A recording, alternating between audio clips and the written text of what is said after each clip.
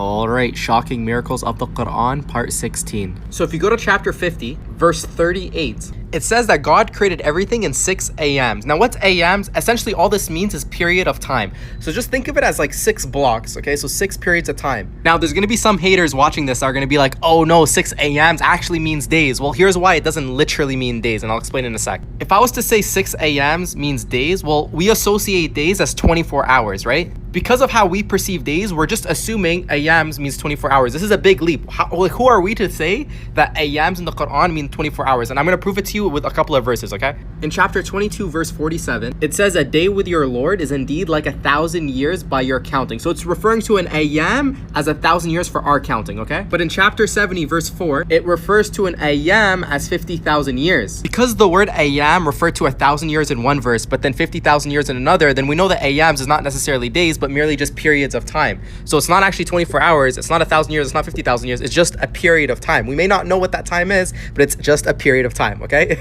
It's kind of like me saying I'm 5 units tall. Okay, what are the units? Is it meters? Is it feet? Is it centimeters? You know what I mean? So all this is like units of time. Okay, cool. Now we can jump into the crazy miracle. Now in chapter 41, verse 9, it says that Earth took 2 ayams to be created, so 2 periods of time. Now here's where it gets freaking ridiculous. Science tells us that the universe is about 13.8 billion years old. Now they say about because they don't know the exact number, but they think it's about 13.8 billion years old. They also say that the Earth is about 4.5 billion years old. So the whole universe is 13.8 and the Earth is 4.5. That means the Earth takes up 33% of the entire age of the universe. Guess what? Remember how the Quran said that the Earth takes 2 ayams? Well, guess how much percentage is 2 ayams versus 6?